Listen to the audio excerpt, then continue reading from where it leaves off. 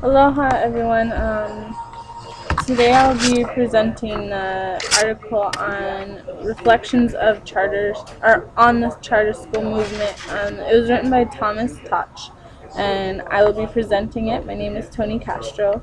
A little bit about Thomas Toch is that he is a leading education policy expert, and he's highly regarded education writer. And he also, in the 1980s, I believe, he helped launch the Education Week. And he's written he's written a few books about education in America, and he's just really well known in the education world. And so, first of all, I've always thought that charter schools have been like really haughty schools, and big buildings with students that all look the same, and they're like really smart, and things that I would never be able to comprehend.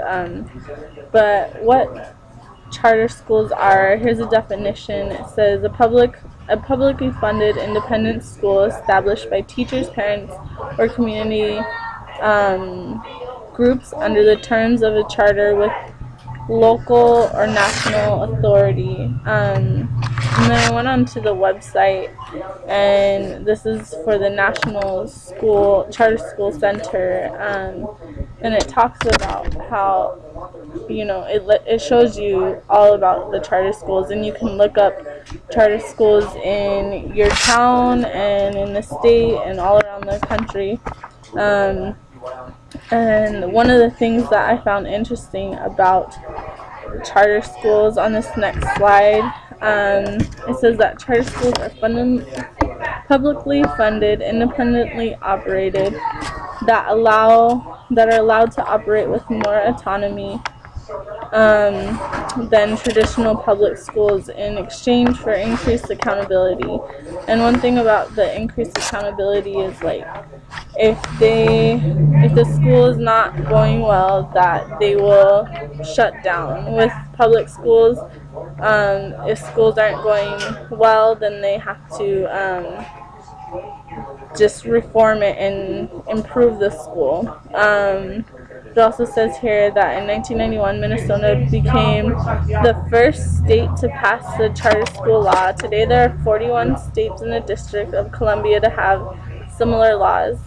And then it goes on to just say that, like, charter schools focus areas provides a range of resources that outline the basics about charter school, and review the findings of rigorous studies about charter school performance, and highlight profiles of success in charter schools.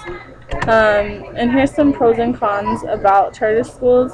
Some of the pros are that many talented people are gathered to improve the public schools, and then it's a good alternative. It can be a good alternative to public schools, because not all the time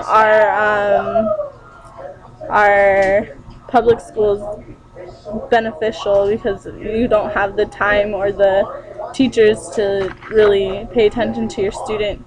There's less bureaucracy and more autonomy. And then, like I said before, accountability for following standards, and if they're not up to the standards, they'll be shut down if they're not benefiting students.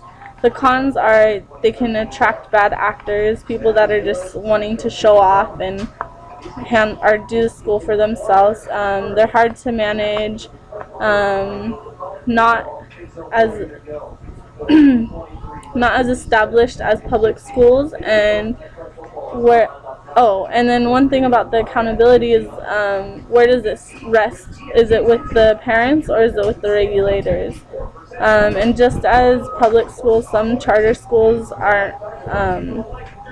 can be good and others can be bad. And then in here it just shows that there was a big boom of charter schools, and then within a couple years, a whole bunch were shut down because they weren't improving. They were just being the same as the schools that they tried to replace. And then this is just a quick thought. You know, charter schools could be very beneficial to our society, but it gives teachers more of an option and allows parents to have more of a say in how their children are taught. And then switching to a charter school from only knowing public schools can be a difficult decision, but it should be thought out carefully, and at least it is an option for parents if they have if they're unhappy with public schools. Thank you for listening to my lecture, and I hope you guys learned something from it.